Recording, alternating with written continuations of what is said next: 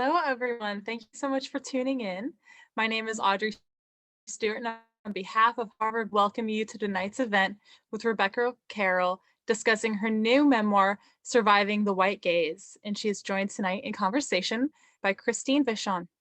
Through virtual events like tonight's, Harvard Bookstore continues to bring authors and their work to our new digital community during these challenging times. Our virtual season is in full swing, so make sure to check out our full schedule at harvard.com/events, where you can also sign up for our email newsletter and browse our shelves from home. This evening's discussion will conclude with some time for your questions. If you have a question at any time during the talk tonight, go to the Q&A button on the bottom of your screen, and we'll get through as many as time allows. If you'd like to purchase a copy of Surviving the White Gaze, there will be a link in the chat where you can purchase. All sales through this link support Harvard Bookstore, so thank you in advance, especially for during this difficult time for community spaces like your local bookstore. There will also be a link in the chat for donation if you would like to give additional support to Harvard Bookstore. Your purchases and financial contributions make this virtual author series possible, and now more than ever supports the future of a landmark independent bookstore. Thank you for tuning in support of our authors and the incredible staff of booksellers at Harvard Bookstore. We sincerely appreciate your support now and always. And finally, as you may have experienced in virtual gatherings these last many months, technical issues may arise. If they do, we'll do our best to resolve them as quickly as we can. Thank you for your patience and your understanding. Now I am pleased to introduce tonight's speakers. Rebecca Carroll is the author of several interview-based books about race and Blackness in America, including the award-winning Sugar in the Raw. She has been the host of the podcast Come Through with Rebecca Carroll, a cultural critic at WNYC, and a critic at large for the LA Times. Her personal essays, cultural commentary profiles, and opinion pieces have appeared in The Atlantic, The New York Times, The Guardian, Essence, New York Magazine, Ebony, Esquire, and more. She is joined tonight by Christine Vachon. Christine is a film producer with over 100 films under their belt, including Carol, Still Alice, Far From Heaven, and Boys Don't Cry, as well as the amazing miniseries Mildred Pierce. They are the recipients of an Independent Spirit Award and Gotham Award, and they co-founded the indie powerhouse Killer Films with their partner. Tonight, they are discussing Rebecca's memoir, Surviving the White Gaze. Rebecca recounts being a Black child in a completely white childhood. Rebecca tells of her life with her adopted parents and how her encounter with her birth mother changed her perspective and increased her feelings of isolation. This book is also the story of found family and how they helped Rebecca find healing. Roxane Gay called it a moving narrative. Carroll's memoir is intelligent, melancholic, and searching. She reveals that just past survival, it is possible to find peace and joy. And on that note of high praise, I'll turn things over to our speakers. Rebecca, Christine, thank you so much for being here. I guess that's our cue. Hello, hello, hello. I want someone to write a piece after this is all said and done about how that whole like Zoom intro has turned into the what are they, flight attendants, Yeah. It's the back in the front over here, like, right? It sort of has taken on that tenor. Exactly. Hi, Christine. Hey, Rebecca. So I'm just going to jump in. You know, I was really nervous about this because I do a lot of talks about film. I don't do a whole lot of talks about books, but we make a lot of books into films, and we're making this book into a film or a TV series. So I thought what I would do was kind of approach this as the film producer I am. Mm-hmm. And so my first observation, which will lead into our discussion, is I know this isn't your first book, but the passion of your book, of this book, which had a lot to do, and I guess I should say full disclosure, you know, we are Killer Films, my company has optioned Rebecca's book to turn it into a potentially a mini series, but we're bringing it to the screen. So I guess my first observation is, it's not your first book, but the passion and commitment behind it remind me so much of people's first time films, where they clearly, this is the story they have spent their whole life wanting to tell. So I just want you to talk a little bit about that, how it relates to the book, and then I'll tease it into how it relates to what we're going to see on screen. So just straight off, you could liken it, Christine, to imagine, after producing all of these films, you wrote and directed your own film. That's how it feels to me, in that I have long sort of been an interlocutor. What is the right pronunciation of that? But you're as close as I ever get. Yeah, sort of in terms of amplifying other voices, Black voices and Black culture, and also as a way of sort of gathering the kind of solidarity, community, and strength and inspiration that I needed to really hone my own voice as a writer. So it is my first book that is my voice and mine alone, that has a beginning, middle, and end, a narrative arc, where I'm just relying on my skill, my craft, and my memory. And so it absolutely feels, I'm sure, what it feels like to make a first movie. And it really is tremendously freeing. Well, it's an extraordinary piece of work, which I guess I probably should have led with. And obviously, one of the things as a film producer, when I read things, I always have a little bit of my brain like, is this or isn't it? Like, could this or could this not be? And with your memoir, one of the things that just blew me away, and I got to read it very early, was the specificity and the detail around, not just your experience. I mean, your experience, obviously, in the broad sense, in the big sense of, surviving the white gaze and living in New Hampshire, but also just like what it was like to be in middle school in those days. Mm-hmm. And I just would love to hear you talk about like how you sort of pulled that. I remember, we did occasionally, we would talk to each other or text each other during the time that you were writing it. And you were like, oh my God, I'm going out of my mind. And, and I just would love to hear you talk about how you nailed some of those details with such finesse. Thank you. Very kind. But I think, and it's great to hear from different folks about what resonates, which parts resonate, because it's, as you know, and anybody else who's read the book, there are many, many threads, and it was very important for me to make sure that there was a cohesive through line. But also, I think very much that what allowed me to nail that period is that, one, I was extraordinarily immersed in it at the time, and I had internalized it so deeply that it was really quite fresh and vivid when I finally had found the emotional fortitude and intellectual foundation to excavate it. I had been sort of living with that experience and not really knowing what the repercussions were of that time.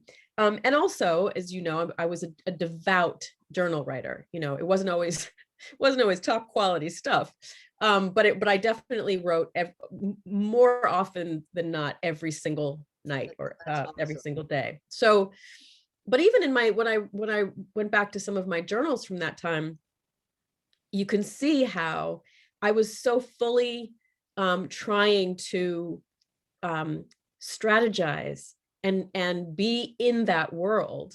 And it was so clearly impossible for me to ever win.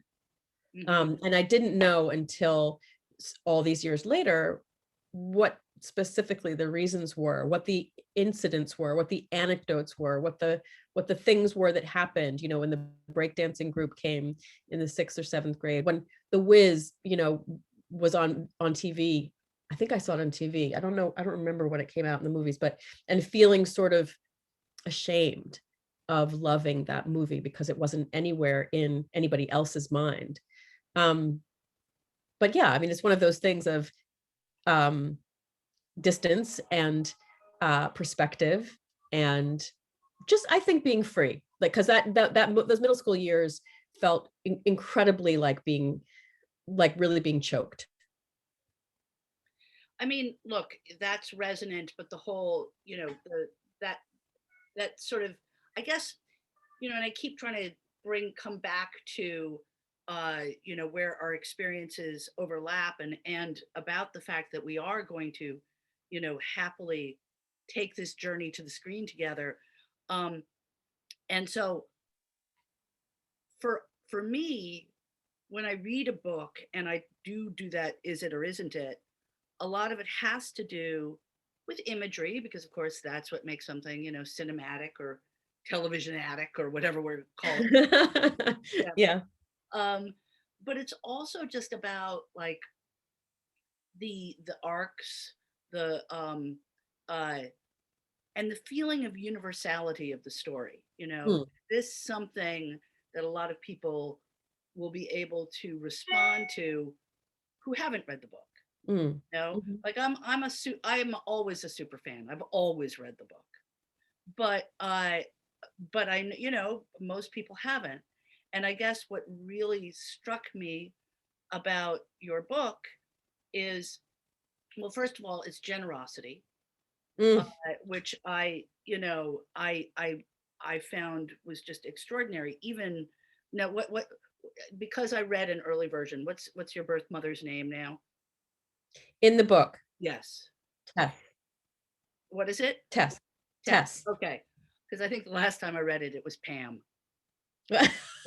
Right. So, which was the name of my business partner, and she was so flattered. I know, that's. I hope it stays Pam. But anyway, even to her, even though, like, what's sort of extraordinary is she is such a multifaceted character. But of course, if she was just a villain, it wouldn't be interesting.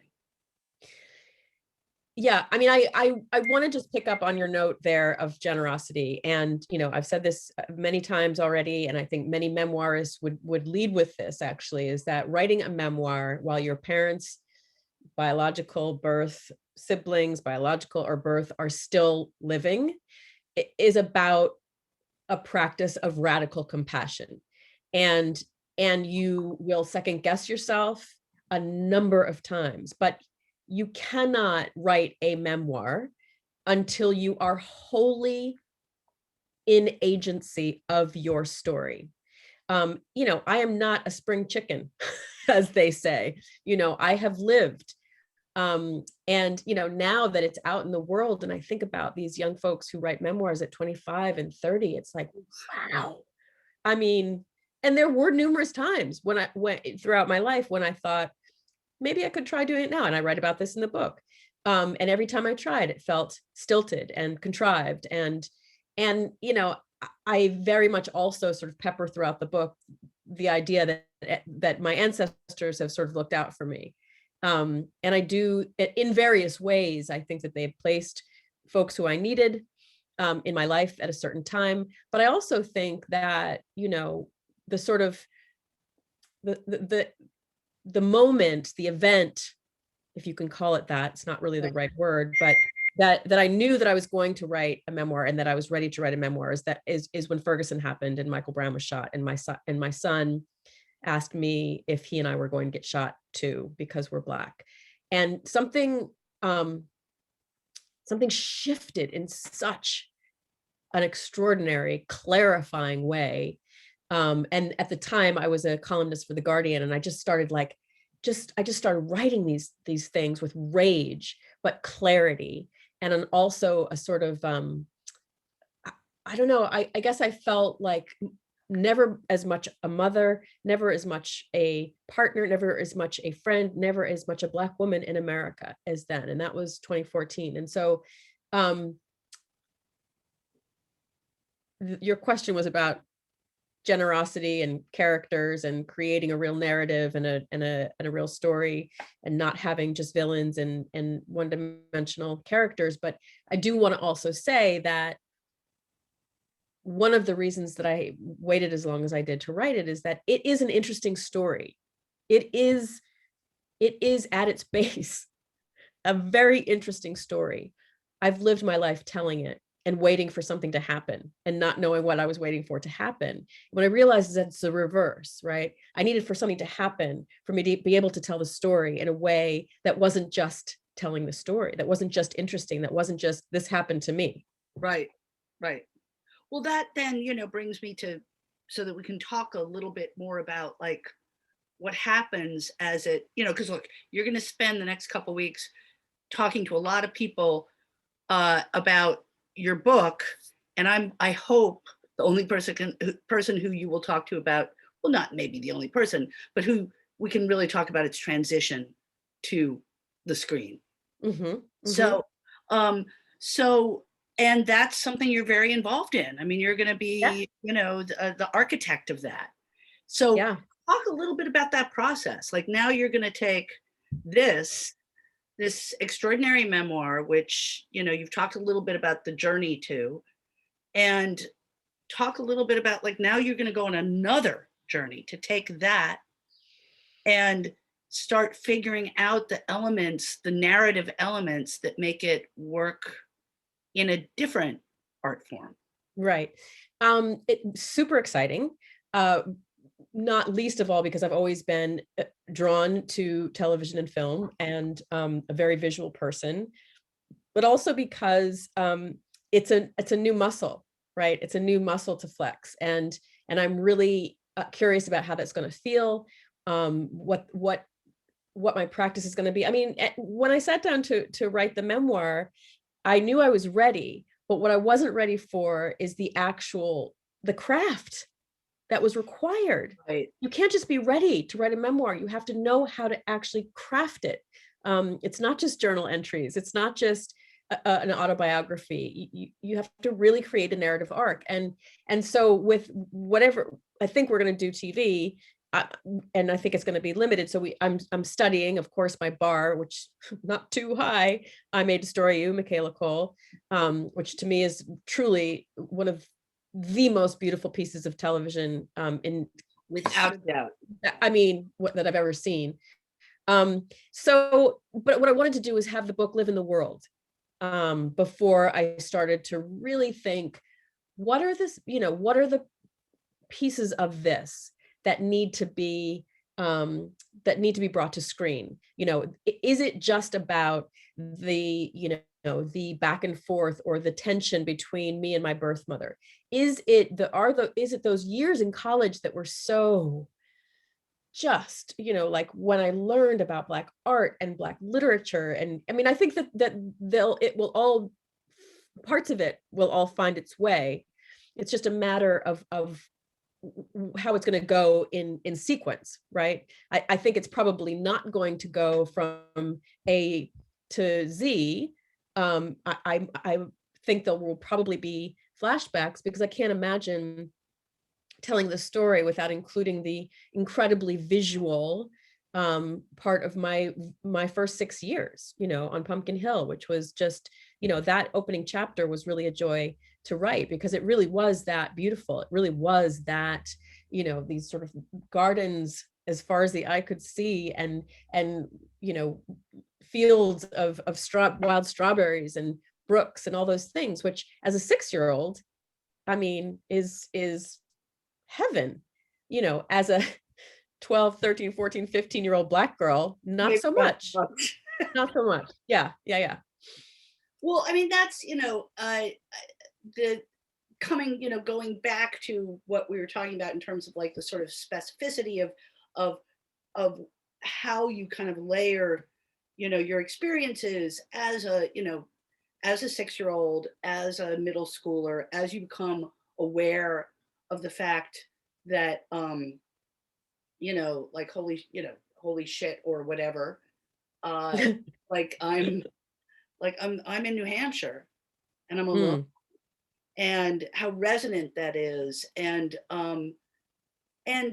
again, I keep going back to this idea of like, there's something about it that does feel incredibly universal, which is, I think a good thing, because it just, I mean, whenever we're trying to figure out like what do people want to see? How are we going to figure out like the content that everyone's going to click on, all of that stuff? We're always trying to find those ideas and those bigger ideas. And I guess one of the many things I love about your book is it's filled with the bigger ideas, but it's also filled with like, this was the small pleasure. You mentioned the middle school part, and we talked about that a little bit, and then the universality of the experience. And I was talking about how fully immersed I was in it, but also how I knew now only in hindsight that I would never win. But I think there's a real universality of that middle school experience because I was so immersed in it, right? Because no one was talking to me about my experience as a Black girl with nappy hair, trying to fit in with all of these rich white kids. But the rich white kids and the non-rich white kids and all of the kids at that age, everybody at that age is trying to figure out their end game, like, how am I going to get from first period to seventh period and then after school, without losing it or doing something stupid or dropping my lunch tray or whatever it is. So I do think that there is a universality that is also kind of pushed further by the fact of my not being able to sort of disclose the ways that I was thinking about my identity. All right, so now I'm going to go into a totally different direction because I'm just curious, and this is something we haven't even really talked about, which is, now that we're looking at making taking this, visualizing it, making it into, some kind of visual content that isn't a book. Yeah. I don't even know what we call that anymore. Right. Talk about like the movies and TV shows that would inspire you as you start figuring out what this looks and feels like as a movie or a TV show or a limited series, because it really is. I think it's a limited series. I think that's what we both think it is, but I'm leaving the door open. I mean, as I said, I May Destroy You is the bar, which is extraordinarily high. That's extraordinarily high because it's such a good show. But do you feel like what she does actually sort of like has a reflection back to what you think you would do? I really don't know. I don't know yet, because I've just figured out, I mean, not just, but relatively speaking, I've just figured out how to adore this young girl that is me, that was me, right? That's really great. Anyway, go on. Sorry, and so I want to revisit that dynamic a little bit before I proceed onward in this process. What have I watched? This is like when people ask, what were the memoirs or the books that you read that helped you as you're along the way. It's very, very intense and intimidating and anxiety provoking to read similar treatments of what you're writing or doing, because you're like, oh my God, I don't want to say the same thing. And I found it really distracting to have people say, well, you should read this and this. She had the same experience as you. No, she didn't. Stop. Right. It doesn't help. Right. I took in, let's see, I guess I find a lot of inspiration in terms of creativity, in visual art, in film, and in television. And I know it when I see it, just like you said, what it is or what it isn't. And I'm trying to think about what great stuff we've talked about in the last month or two. I can't even remember why. I don't know. No, it's funny because you really, I feel like whenever we whenever we get on Zoom together, I'm always like, oh, Rebecca will have watched something that I haven't watched yet. And I'm always like, and you'll be like, so did you see? And I'm like, I not no, I'm about to. It's I as soon as we're done, I'm watching that. So I feel like you really are in a fantastic way. Like you're I am watching stuff, and I'm like, up to date with what is like, happening in our visual zeitgeist, our cinematic zeitgeist, in a great way. And I guess, look, I'm not trying to put you on the spot. I'm trying to figure out, because I just think it's a fascinating conversation, and one that we'll be having for a while, of, how do you translate something? How do you take that leap? And it's a leap of faith. Of like, you've written a beautiful memoir, you've gotten an extraordinary amount of well-deserved praise for it, right? And now you're going to take it and jump off another cliff.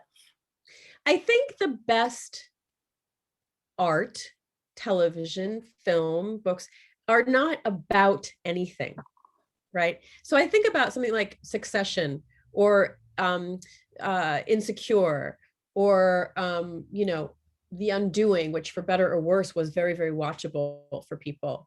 They're not about any. Well, okay, I know we had a different. I didn't love it, but I did. Or Big Little Lies is a better example. Right. Fair enough. That is a better example.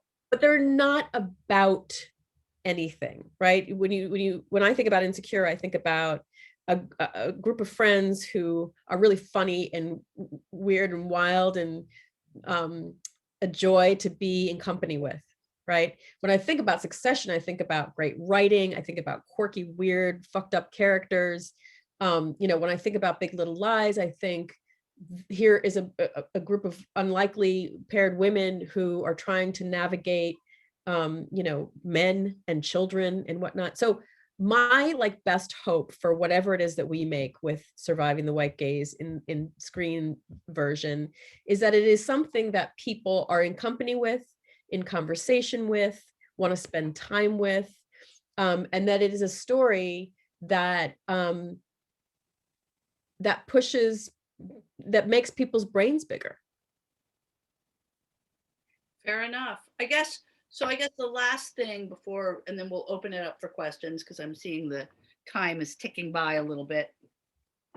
And I'm not going to ask you what would it look and feel like as a mini series. But I guess I just want to know, what does it feel like, this notion of you'll see that part of your life,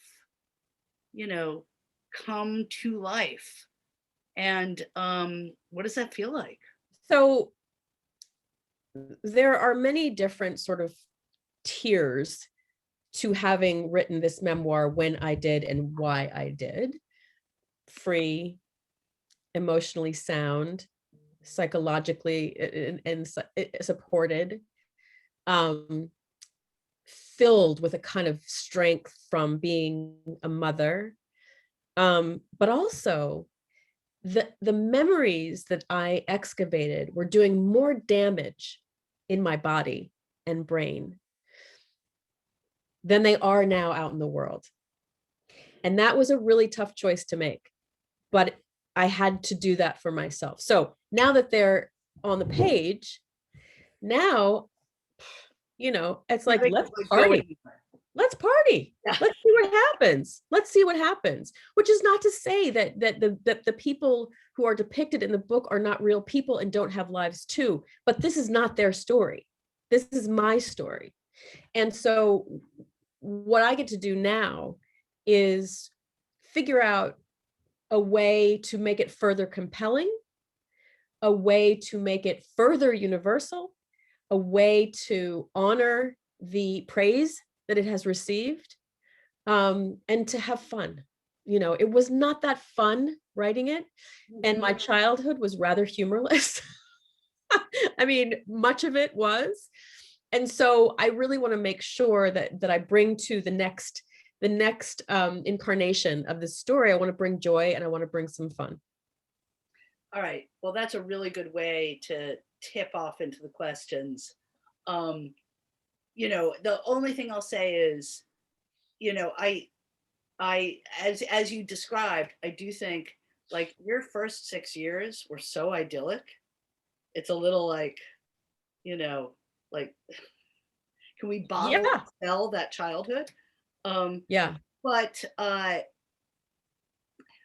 you're the way you portray middle school to high school to young adulthood is just pain and all so Yeah. extraordinarily rendered.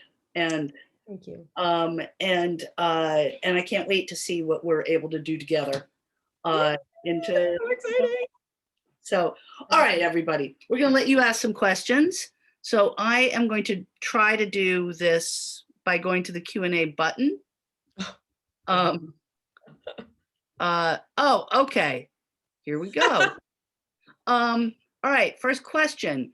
Who would you like to play you in your forthcoming show?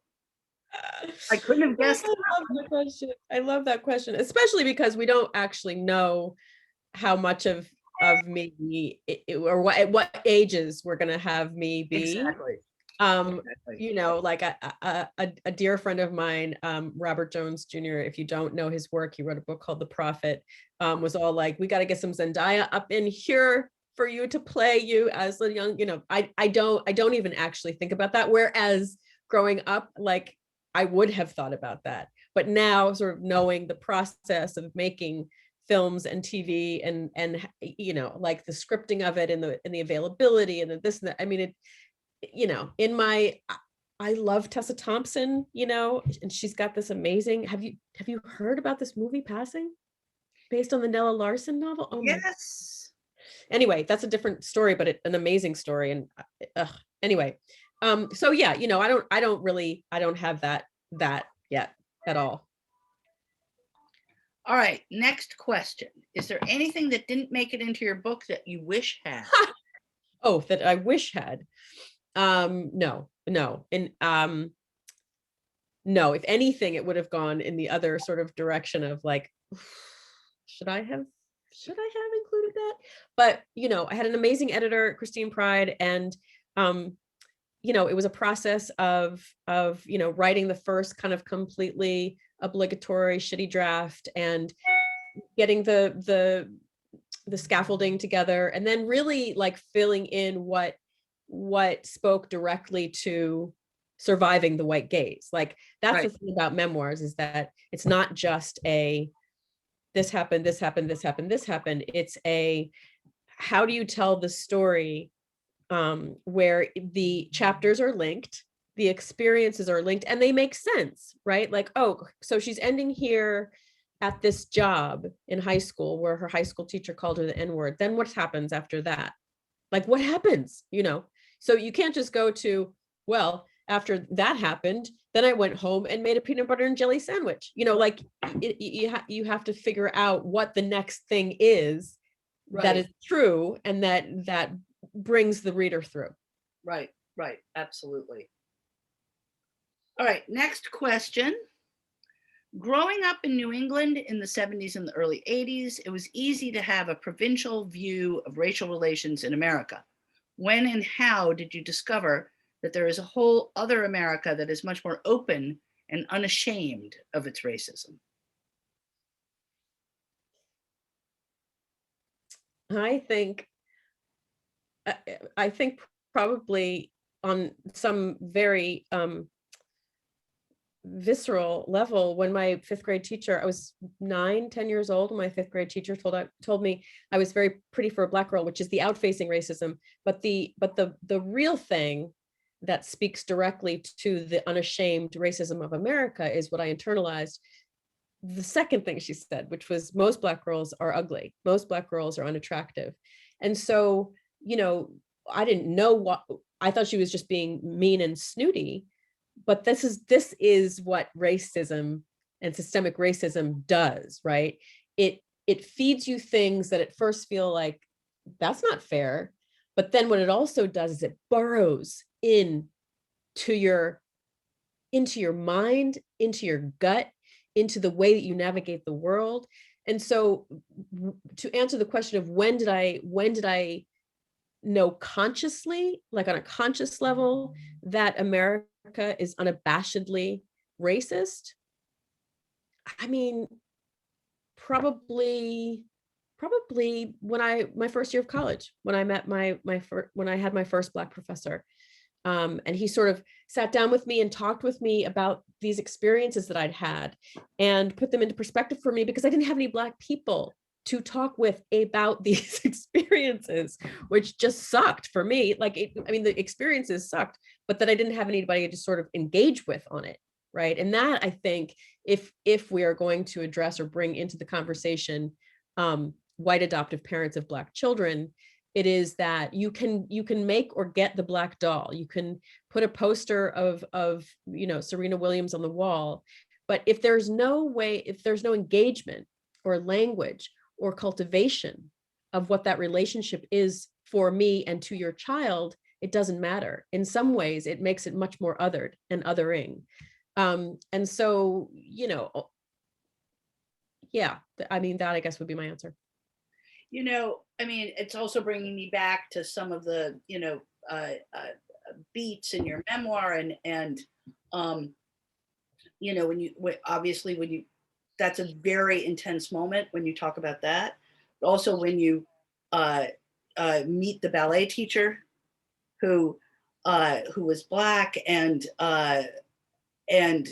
how finally, you had this sense of like, finally, I'm seeing myself, I'm seeing somebody and those moments are, they're so extraordinary and so powerful, and so, and so resonant. It's just, I'm just really, I'm not really adding to what anything you said. I'm just saying. So full circle, right? Like, I'm not going to give spoilers here for folks who have not read the book, but, when I first saw my Black dance teacher, and I describe her in a way that is a subtle nod to Kara Walker, artist.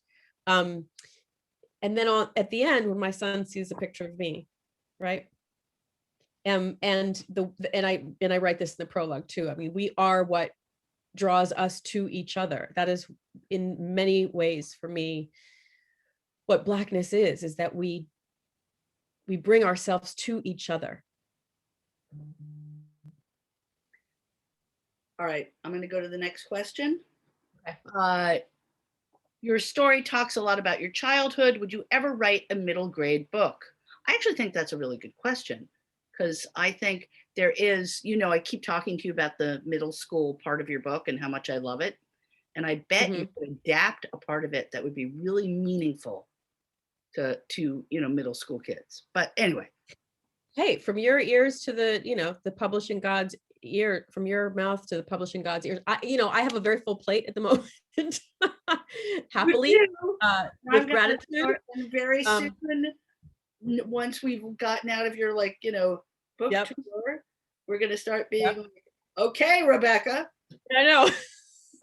I know. So yeah, I mean, I don't think anything is out of the realm of possibility in terms of writing and creating, and particularly now, that my son is 15 and is very quickly, sort of evolving into his own person. Once we get out of this pandemic and we're not all holed in under the same roof, I expect that he will go out in the world, and I hope that he does. So yeah, I mean, I'm open. I'm completely open, as long as it's a creative process, and as long as there's a market for it. And yeah. Okay, next question. Living in isolated New Hampshire, who did your hair as a girl growing up? Well, you got to read the book. I can't tell you that. Fair enough.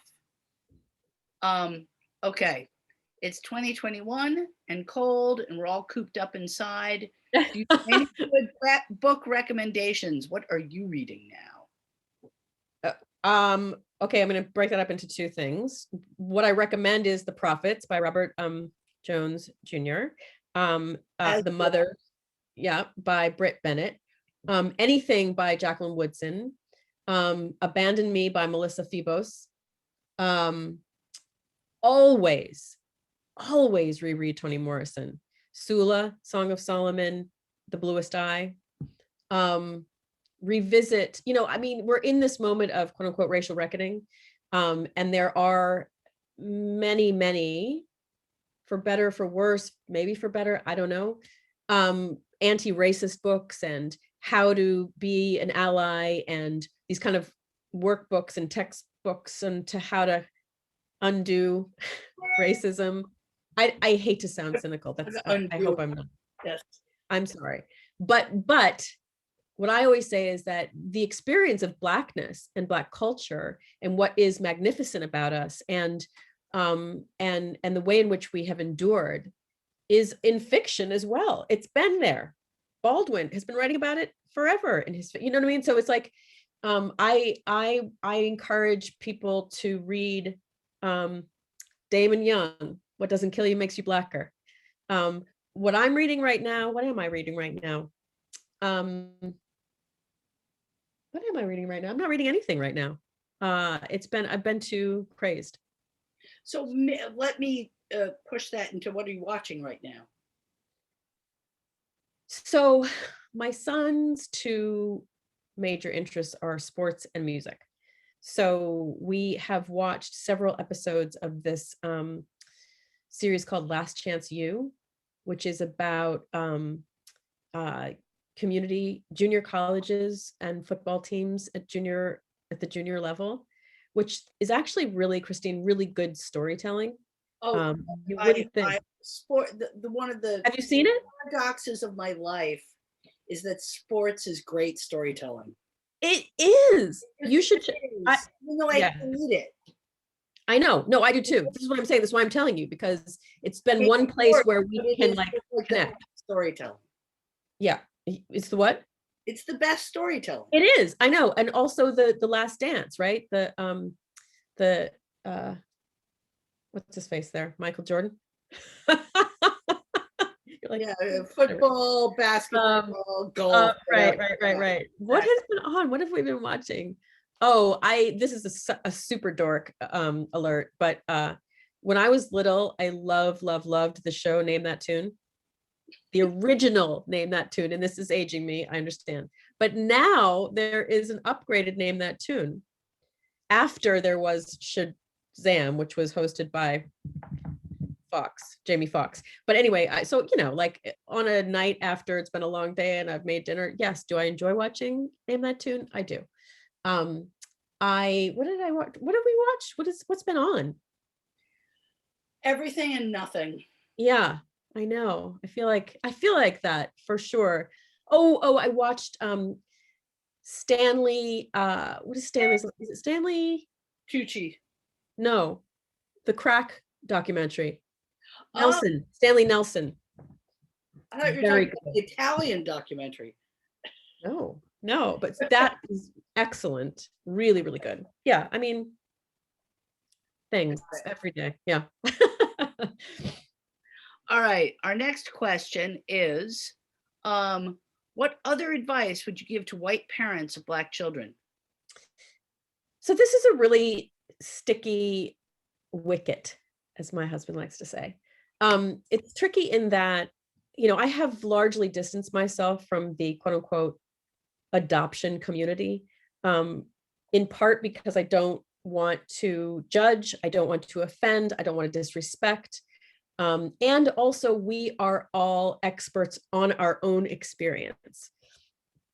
If you are asking me for advice, the best advice I can give as white parents of Black children is that your children are yours, but they are also children of Black culture. And what that means is that you have to engage with Blackness in a way that you have never engaged with it before. I am sure of it. And I say that, I look often and point often to my husband, who is white, and we are raising a Black and biracial son. There is a conversancy among us. We are a Black family. We are immersed. It is not even an issue or a question. The art is Black, the music is Black, the books are Black. I remember when my son was younger, we had a couple over, neighbors, for dinner. and we were talking about this, and they said, but don't you think if you're raising your son as a Black child that he's missing out on his white part? And my husband said, what is the white part? Like, I mean, if there was anything to that, like, okay, that's maybe a conversation, but like whiteness in America and the role it has played in systemic racism, like, woof, no thanks. You know what I mean? Like, not that he denies being white. All there is. Yeah, right. I say that as a, as a gay woman, it's like, are you missing out on the straight part? No, because right. all they get. Yeah. So right. The straight part, and we're here on the edges. Yeah, right. So I would say, as I said earlier, it's not just a one-off. It's not just Black History Month as we sit here in Black History Month. It's not just a poster or a doll or a book or a record or whatever.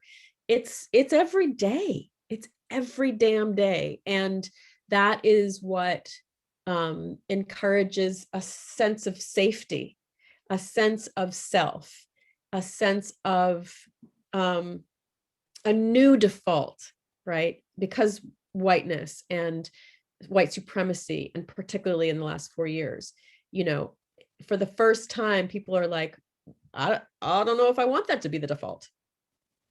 Right. And so that's good. That's good. Right. And so let's work on creating a different default and or just a different way to consider how we are to and with each other regarding race. Okay. All right. This is an interesting question. Speaking of watching, what did you think of Bridgerton? Didn't think of it. Didn't watch it. Didn't watch it. Did you? No. Largely that era does not appeal to me so much. But also, and I may get in trouble here.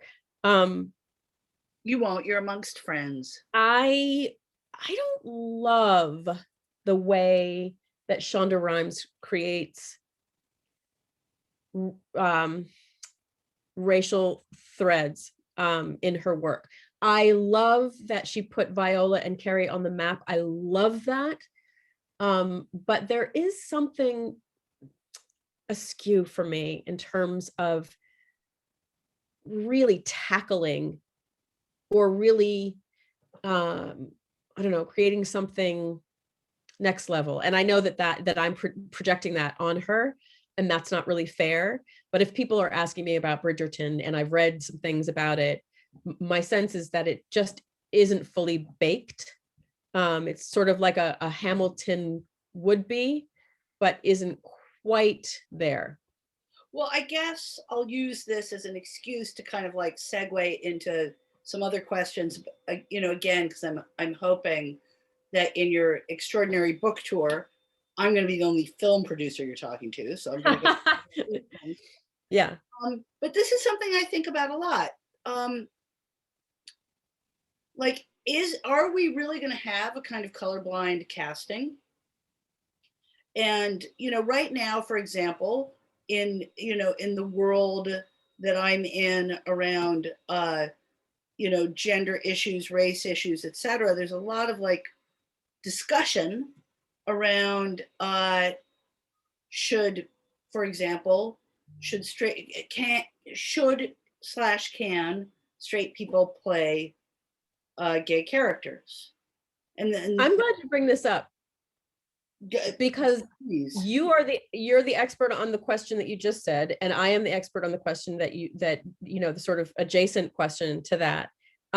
First of all, I don't believe that colorblind and or racial erasure is in any way healthy. I think it's a violent tool of white supremacy that says to Black and brown folks, I will value you if I don't see that which is integral to you. Right. No, I don't disagree. So this sort of like, well, let's just throw everyone into a, into the pool. But why can't a Black character or a Black actor play a Black character in something that was written for a white character and bring that Blackness to it. I completely agree with that, which is something we wrestle with constantly. Mhm. Because I think at Killer, we've been saying that for years. Yeah. Why do they have to be white? I feel like that question, I could almost like do it by its initials, you know, like WW, like, you know, Yeah. because we say it all the time. And a certain age of director, quite frankly, is like, you know what? They don't. And then another age is like, well, they do because ultimately they don't really have the experience of, they can't really imagine the experience of them not being there. So maybe this is more about the writing and the kind of interrogation of a character and what really matters about that character. Right. And again, this speaks directly to the default mode, which is if it's a white character, then they can do everything. That's right. Be everything. But if it's a Black character, they can only see the world in this particular way. But it's so much more interesting to me when the character, and maybe they're not Black, maybe they're Asian, maybe they're Latino, maybe they're whatever they are. And maybe this comes about because, you know, and this is the, you know, the coarse world of content creation, where you're like, oh, you know, the good news is this actor who means something wants to play a part in your show, in your movie or whatever, but they're Latino or they're Black or they're Asian or whatever, and then you change your, you know, you shift your story to accommodate that, you know, and I think that's a good thing. I think that's like, as those actors, because frankly actors still have the most power, you know, gain that kind of power and say, this is a story I want to tell about me and about my situation. I mean, you know, it's an interesting dynamic. It's just like, anyway, I think also what I want to say though also is you wouldn't have Denzel Washington play Halston. Like, let's be clear about what we are actually saying here, because I feel like it often diverts very quickly to, well, any actor can do anything, and I'm not an actor, and you are much more in that world of, I am so not an actor, to be able to play anything. Which, you know, if you are white presenting, gay, straight, or trans, you probably can. If you are Black or brown or Asian or of color, there is a nuance of experience that if you are white presenting, you do not have. Oh, absolutely, fair enough. I guess I'm just wondering, do you think at some point we're really, you know, we're going into like, you know, another place here with our conversation, but I do think about this all the time. Do you think there's a point at which we will just say it doesn't matter? I hope not. I don't want it to not matter. I want it to matter. Because it's like a double-edged sword. I want it to matter. I want it to matter in a way that we are able to architect. That's not one or the other. Yeah, that's the bottom line. Yeah, that we are able to architect and structure ourselves. Yes. So anyway, that might be a good place to end. Yep. All right. So this was awesome. You're the best. I hope you guys who we can't see enjoyed it as much as Rebecca and I did, because I really did. And you know, thank you guys for everything. Thank you, Christine. Thank you both for being here. Thank you so much for coming and having this really, really powerful and wonderful talk. It's very, very much appreciated. And thank you to everyone at home who's showing up tonight for indie book selling, publishing, and the amazing bookstore that is Harvard Bookstore. If you'd like to purchase a copy of Surviving the White Gaze, there is a link in the chat. From all of us at Harvard Bookstore, have a great night. Stay safe, keep wearing your masks, and be well. Thanks again.